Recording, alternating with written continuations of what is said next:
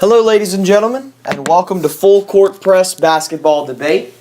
February 3rd, 2015. Chris Guyette here with Yvonne Juneau. Got a lot to talk about today, game analysis, injuries, all-stars, and so much more. We start with the big news. Last night, the New Orleans Pelicans stopped the Atlanta Hawks' 19-game win streak in Anthony Davis's return. Hawks were riding a 19-game win streak coming in. If they would have won, it obviously would have made it 20 in a row. They would have been the fourth team in NBA history to do so. But New Orleans said not in this house. So, Yvonne Juneau, what won this game for New Orleans? Anthony Davis coming back, and that was a very, very big part of it. Veering off the road a little bit, just to say, another awesome game that we may or may not, I don't know if it was in Chris's repertoire to talk about this today or not, but the game that was played last week, we were actually there for in New Orleans, and it was against the Clippers. And it was an absolutely fantastic game. We had a wonderful time. We screamed so much we couldn't talk. We won that game by 5 points. This was no last-minute shot. This was a legitimate win. And we beat the Clippers without Anthony Davis or without Drew. I was very, very proud of the team, very proud of our team, and it was a very big feather in our cap to have beat the Clippers by any kind of margin.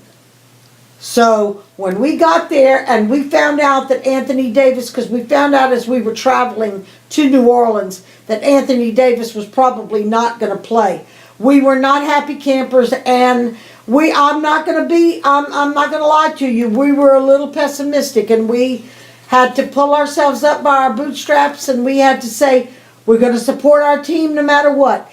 And Eric Gordon, my man Eric, stepped up to the plate and showed us what he could do.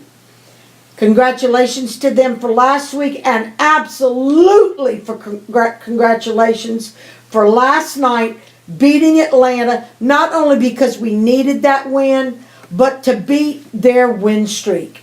They played together. They played as a unified team. They were defensive last night. I think last night, not only Anthony Davis was a very key factor in winning that game. New Orleans led for most of the game, but our defense was top-notch last night. And if it had not been for that, even with Anthony Davis on the court, which, like I said, was a very big contributing factor to the win, if we had not been on top of our defense, I don't know what would have happened. But regardless, we did win last night.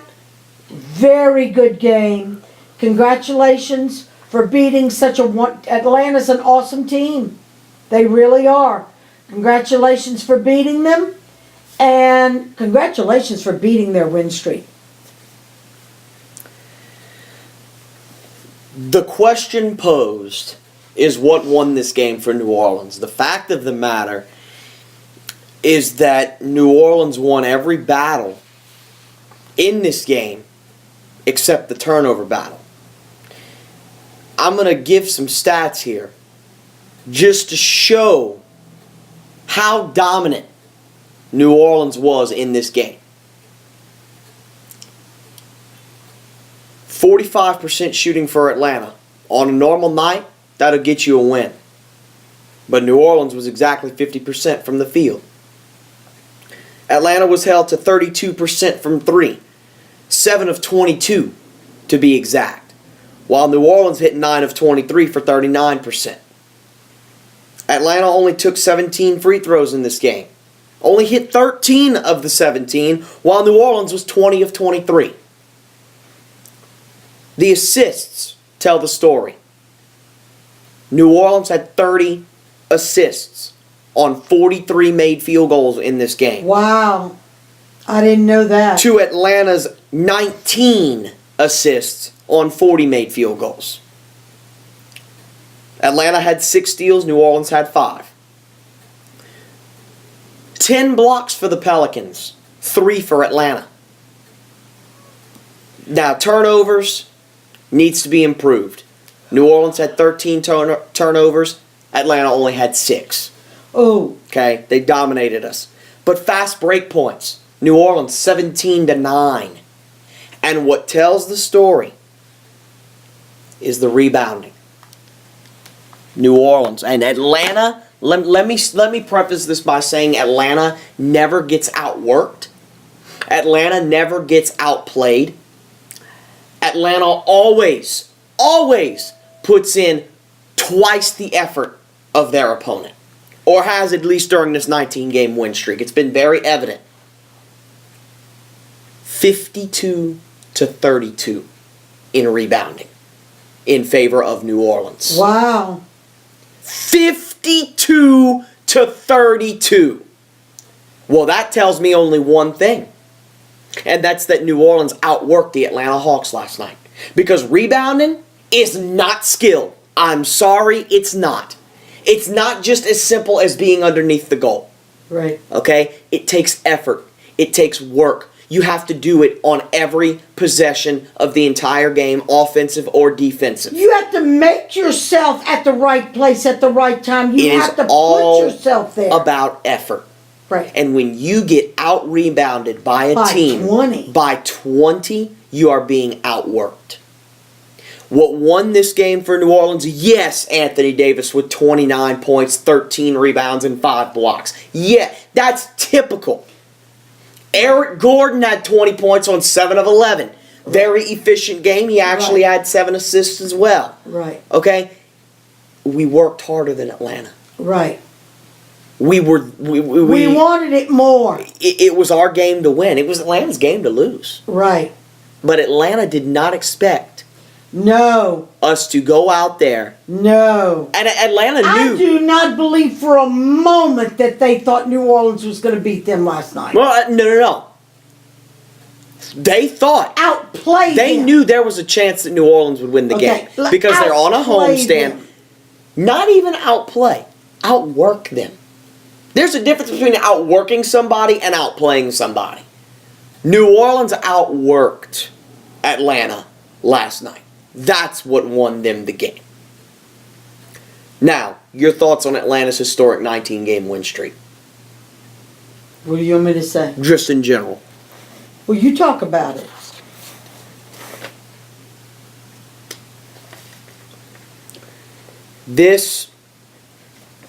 There are such things as great seasons, like MJ's Bulls going 72-10. Okay, the Lakers with Shaq and Kobe, those fantastic Celtics teams back in the 60s and 70s with Bill Russell that won 11 rings. This is so different. This 19-game win streak is so different. And I said this a couple of debates ago. Because of the ownership issue that's at hand with Atlanta right now. They don't even have an owner. Hell, they barely have a city. Okay? And they're doing this. It's historic. It deserves to go down in the history books as one of the greatest win streaks to ever happen, simply because of the circumstances surrounding it. Well, yeah, because it'd be very easy for them to say, well, if nobody else cares, why should we? Forget the fact that they've won. Right. They had won 19 straight games. Right. Look at what they're going through. Right. That's got to affect morale. That's got to play with their heads. Come on.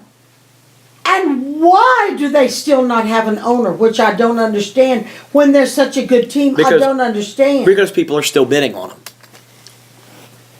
There's a bidding war going on. Okay, so it's all about money. They're Right. fighting about money, and in the meantime, the poor boys are killing themselves, not knowing who's going to own them. Speaking of That win is streaks. terrible. Speaking of win streaks, New Orleans has won 6 of their last 7. Your thoughts? I think that's wonderful. I think that's awesome. The only thing that terrifies me about that,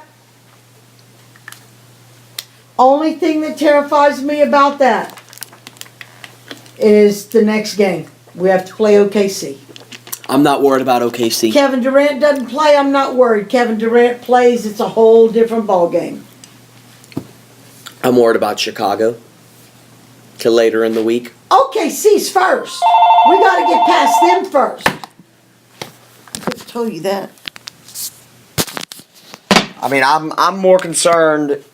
I mean, because I don't think with the way Kevin Durant's been off and on playing and not playing and playing and not playing, I don't see him coming back for the home game, but he could come back for the road game like he did in December.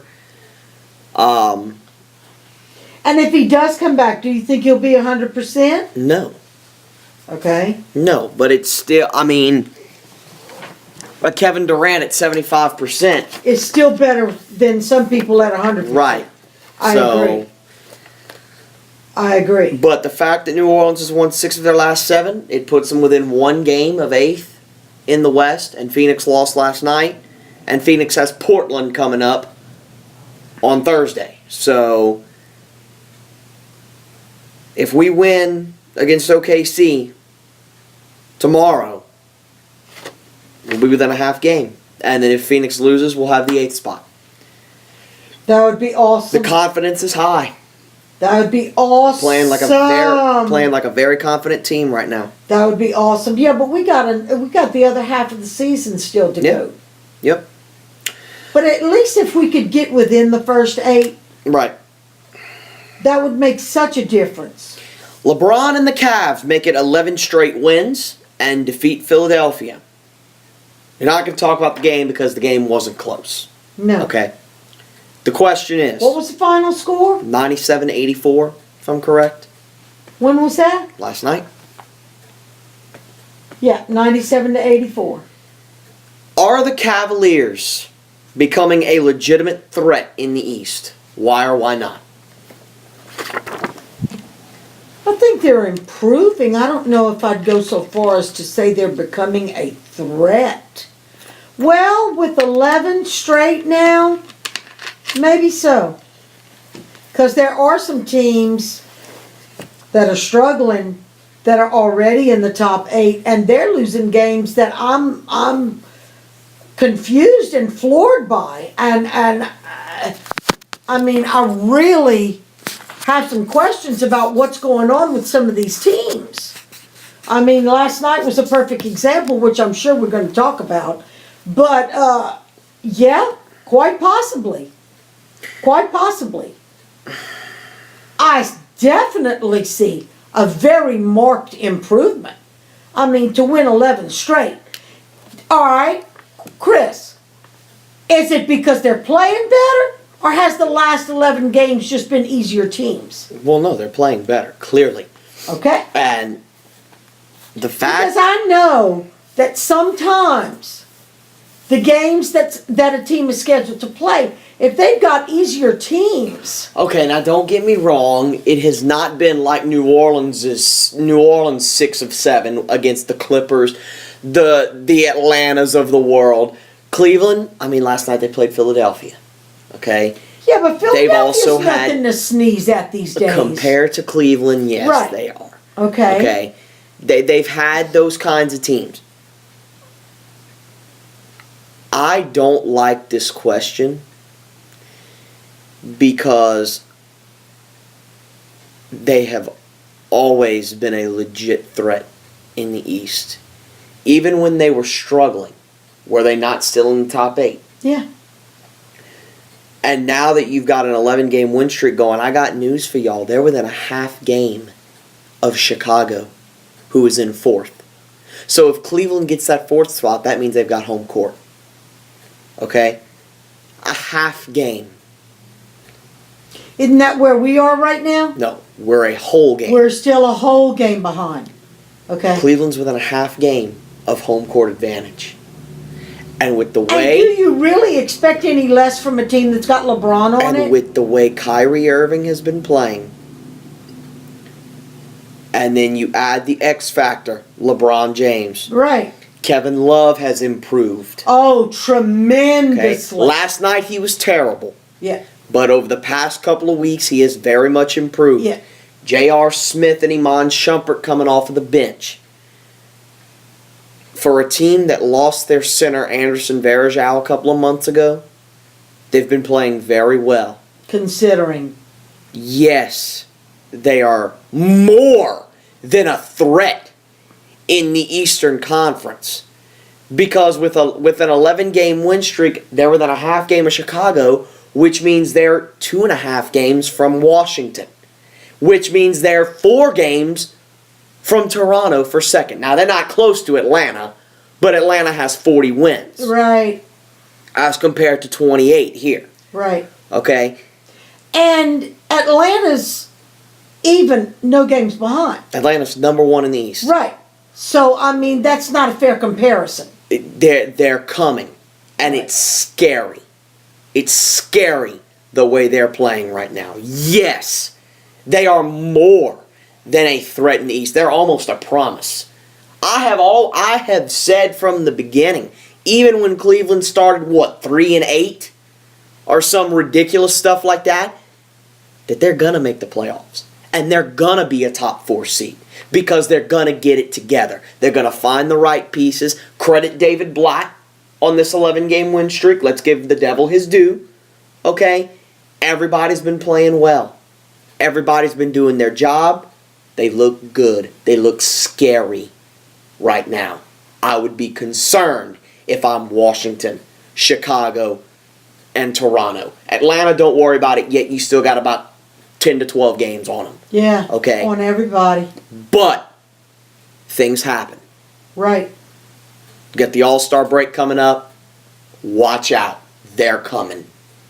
You know, speaking before we move on to the next topic, the All-Star break is a wonderfully fantastic, enjoyable, entertaining break. Okay? But it throws everybody off. It either makes them much better when they come back, or they get out of the rhythm, they get out of the habit of playing, and the poor guys who play during the All-Star break, they never get a break. So they've still got their momentum going, they're still in shape, so it's a good thing and a bad thing. You agree? From a team standpoint, it's bad. That's what I'm talking Yeah. about. Mm-hmm.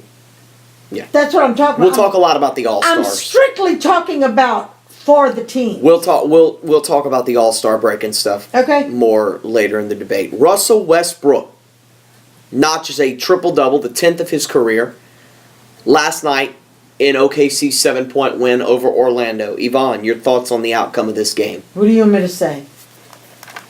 It's not like it's the first time he does it.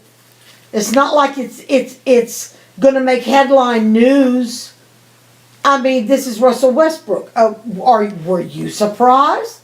Nobody. You're always... At this stage of the game, nobody's surprised when Russell does something like this. You're always surprised when a triple-double happens because it's a feat. No matter who does it. Okay. Are you shocked? No. No, because you know he's capable No, of it. but let's be perfectly honest here. Come on. Because you can't predict a triple-double. Okay, but let's be perfectly honest here. Do you think last night's triple-double is going to get as much media coverage, attention, or as much talk as the first time he did it? Absolutely not. Because now it's like it's old news. Oh, Russell got a triple-double again. Which is sad, because that takes a lot of effort to do something like that. So every time it gets achieved, a big deal should be made out of it. And I'm talking good about Russell Westbrook here. I want everybody to realize that I'm talking good about Russell Westbrook here, which is not usually what I do. Because he deserves it. He does. And nobody is going to tell you this. Nobody has the guts. All these ESPN analysts, all these, no disrespect to the great Mike and Mike, okay? No disrespect to them. They're not going to say it, so I'm going to say it. OKC fans, NBA fans, around the world, Full Court Press listeners, Yvonne Juno, Russell Westbrook is having twice the year that Kevin Durant is having. Twice the year That that is he's a having. big statement from you, Yes, it is. being such a Kevin Durant Do we fan. not realize? Oh my Do we God! not realize that Russell Westbrook is third in the league in scoring? Mhm. Do we not realize that Russell I saw Westbrook that last night. is eighth in the league in assists? Do we not realize that Russell Westbrook is fourth in the league in player efficiency? He's having twice the year of Kevin Durant. I'm so proud of you. I can't believe it. I am proud of Russell Westbrook. Oh, absolutely. Because, I mean, this is the reigning, defending MVP we're talking about here in Kevin Durant. Now, can he help the injuries? No. That's not what I'm saying. But no, because even, he's not the type to fake anything. He's not the type to flop. but he's even, not the type to milk it. even when Durant is on the floor, to me, Westbrook has clearly been the superior player. If I'm correct, this is Westbrook's second triple-double of the season. The first one came with Durant on the court. Okay? This is not something that just happens when Kevin Durant's out. He does this when Durant's on the floor. Mhm. Okay? This is comparable to what Kyrie Irving's doing right now with LeBron James. Are you kidding me? 55 points? Now, granted, that was without LeBron James. But the man put up 37 with LeBron on the floor. The man's put up multiple 30-point games this season with LeBron on the floor. It's comparable. Yeah. I am going to say it because nobody else is going to say it. Russell Westbrook is having twice the season that Kevin Durant is having thus far. Can that change? Oh, hell yeah. Oh, yeah. Of course it can. Yeah. We've got another 3 months to go. Yep. But Durant better get his toe fixed because this guy's earning a new contract right now while Durant's sitting on the bench. Yeah. If you're honest with yourself, you know what I'm saying is true. Oh, yeah. Yeah. He better watch out. Yeah. Rajon Rondo suffers orbital and nasal fractures, and he's probably going to be out a week. Dallas has a 2-game road trip coming up. He is not traveling with the team.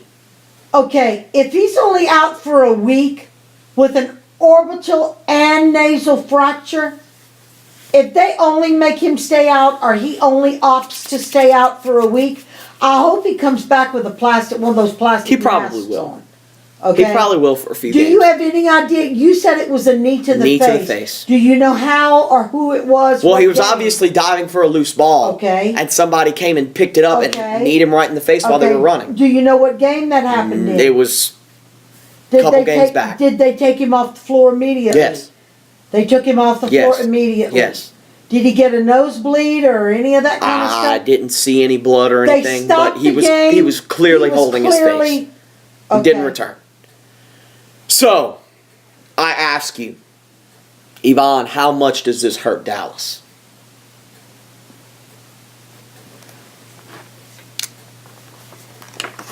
Not as much as you think it hurts Dallas. I already know what you're going to say. No, you don't. Oh, okay. Based on what I've seen him doing since he joined the Dallas team, he's all over the place, and I don't think it's going to hurt as much as wait, when do they play next? Wednesday. Wednesday. Well, they're half the week's over. They play Golden State. Well, in my opinion, that was already a loss. Okay. Okay? The next night, Sacramento. And then on the I can't believe they don't play on the big Friday night. Not if they play Wednesday and Thursday. Okay? And then You got they Portland. play Portland on Saturday. In Dallas. So they only play once this week that I would say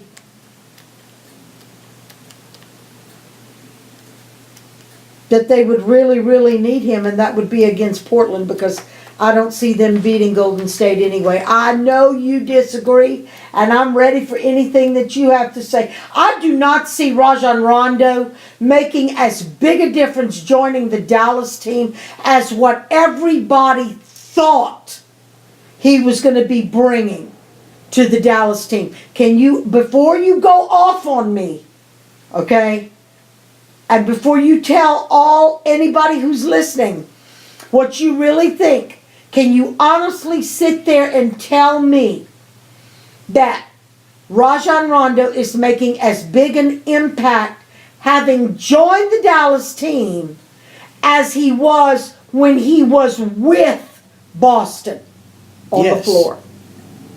Are you serious? Yes, because you're making it sound like Rajon Rondo is this superstar player. You're making it sound like by going to Dallas that he's going to change the whole team. Nobody ever said that. I never said that. Rajon Rondo is a pure point guard. That's what Dallas was missing, was a pure point guard. You thought he was going to make a very big impact. And he has. I'm sorry. I thought he made more of an impact when he was still with Boston. With the team that Boston's got right now, of course he did, because he has a larger role in Boston. That's where you got to get down to the nitty-gritty of analysis. Okay, and I understand what you're saying. I really do. I understand what you're saying. I mean, you're comparing a team that's got Dirk Nowitzki, Tyson Chandler, Monte Ellis, and Chandler Parsons to a team that's got Evan Turner, Jared Sullinger, Brandon Bass, Philip Pressey, Kelly Olynyk, and Marcus Smart. Let's be honest here. Of course, that. Rondo is going to make a bigger difference in Boston because he has a bigger role. Right. In Dallas, Because he's playing with better players. people, okay, you're making it sound like it's like you're comparing that to if LeBron would have gone to Dallas. They're not the same type of player. They're not going to make the same type of impact. They were missing a point guard. Monte Ellis was running the point guard. And that's fine and dandy, but we know Monte Ellis is a scorer, not a point guard. Okay. Dallas, in order to succeed in the Southwest Division, and Dallas knew this, they needed a point guard. You look at New Orleans with Drew Holiday, San Antonio with Tony Parker, Memphis with Mike Conley, Houston with Patrick Beverly. Dallas did not have that point guard that they needed. So they went out and they got themselves a point guard in Rajon Rondo. We know he doesn't put up big points. He puts up big assists. He's fourth in the league. Okay? He's a great defender. Probably the best point guard defender in the league. Okay? Now, how much does What's this... your definition of a point guard defender? Somebody So I'll that understand what defends, you're talking about. defending the point guard position. Defensive point guard. Not all around, not offensive. Defensive. All right, give me somebody else in the league that you would compare that to. A defensive point guard? Yeah. Patrick Beverly. Very good defensive point guard. Okay. Chris Paul's a good defensive Okay. point guard. Okay. But Chris Paul's better on the offensive end than he is the defensive end. Rajon Rondo is clearly more efficient defensively than offensively. Damian Lillard. Lillard's all offense. Okay. That's probably the best offensive point guard in the league right now. Right now. Outside of Kyrie Irving. Okay? What about Isaiah Thomas? Offense. Strictly. Offense. Okay. That's Phoenix. Okay. Phoenix is zero defense. Okay. I'm trying to get it in my head, and I'm trying to think of when you compare Drew Holiday. one person to another. Drew Holiday is a great all-around point guard. Right. Plays good offense and And plays good defense, defense. right. Rajon Rondo, he plays good offense, but he doesn't score. He's not a scorer. He rebounds well for a point guard. Tony Parker. Offense. Love him to death, but that's offense. That's Really? offense. Mm-hmm. Tony Okay. Parker's not known for his defense. Rajon Rondo's known for his defense. Stephen Curry, that's all offense. Oh, that I knew. That's all offense. That I already knew. Okay? Yeah. Rajon Rondo is defense. And the fact that your next 3 games are Golden State, Sacramento, and Portland, those are all top 15 offenses in the league. All 3 with good point guards. Stephen Curry, who scores pretty much at will. Yeah. Okay? Darren Collison ain't nothing to sneeze at in Oh, Sacramento. I agree. Okay. I agree. And in my opinion, And the always best has been. and my opinion, the best offensive point guard in the game right now, Damian Lillard. Okay? I ask you. I agree with you when you say even with Rondo, they'd probably lose to Golden State. I agree with that. But does Rondo not give them a better chance at winning that game? Oh, yeah. Okay. Against Portland. Absolutely. Because I'm sorry. I'm sorry. I'm not I taking think anything away from him being missing, that it's not going to leave a hole and it's not going to affect him. think with Stephen Curry's one-dimensionality that Rajon Rondo could shut that down. I do. If Chris Paul can shut it down, if Russell Westbrook can shut it down, and Westbrook's a good defender, Chris Paul's a good defender, Rajon Rondo is a great defender. And Rondo shows up in big games. Okay? Damian Lillard, you can't stop that boy. You can't stop. I don't care who you are. You can't stop the kid. Freaking Weber State University. You can't stop the kid. Okay? Rondo would do a good job against Lillard, but there are just certain players you can't stop. You can stop Stephen Curry because he shoots threes. It's easy to stop. Oh, he's great. Don't get me wrong. Oh, I know when we went to see the Clippers, if everybody would have played like Jamal Crawford, we would have been in trouble. So, how much does this hurt Dallas? The fact that their next 3 games are against the team they're against, it hurts them pretty bad. But, the one good thing about this is that the All-Star break's coming up. You get a week off. Okay, this is what we're saying about these injuries that are occurring. How is this going to affect Dallas if they lose all 3 as far as the standings I go? don't think they're going to lose all 3. Let's start with that. Okay, I think, all right. Okay. I'm playing both sides. I'm let's just say, saying. fair to say they beat Sacramento? Yes. Okay. They'll lose the other 2. Fair to say. Okay. Now we're talking about without Rondo. Right, but I still think they beat Sacramento without Rondo. Okay. Well, I mean, they're already 3rd in the division. Okay. But as far as the conference goes, right now they're in 6th. They lose to, well, it all depends on what the Clippers, Portland, I mean, it's so close. Between 3rd and 6th, Yeah, you've got a game. I saw that. One game I saw separates that. 3rd and 6th. I It's saw really that. not I about saw what that. Dallas does. It's It's more about what the other others teams do. and how it's going to affect Dallas's standing. Right. Yeah. Okay. Right.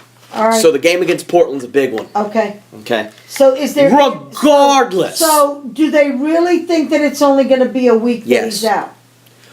It's going to be more like 2 weeks if you include the All-Star break. But Okay. no team plays. Okay. Wait, he's not on the All-Star team? Mm. I thought Rondo was on the All-Star team. Lillard is. No. Lillard got gypped, remember? Oh, that's His big right. tweet. That's right. That's right. Oh, that's not in our talks. Mm-mm. Okay, you want to elaborate on No. that while we're talking about it? No, because I'll go on and on and on and on and on and on. Okay, you use up all of our battery. Yes. Just say what happened for posterity Well, purposes. Lillard got, quote, gypped out of an He got All-Star spot. screwed. And he made it known on Twitter. Go look that up. You agree or disagree? I 110% agree with him. Though I do think that DeMarcus Cousins is just as deserving, Yes. which we'll talk about. Okay. Regardless, this hurts Dallas simply because of the next 3 opponents they play. I mean, it's going to hurt. It's Rondo. Let's be real. Okay, if we're gonna finish this topic, I'd like to say that I hope the powers that be are smart enough to know that a fracture is very close to a break. If his nose ends up getting broken or that orbital area, he's out for the rest of the season. Well, yeah. We're talking surgery, we're talking everything. Take care of him or you'll regret it. Part 1 gonna end here. Part 2 coming at you next.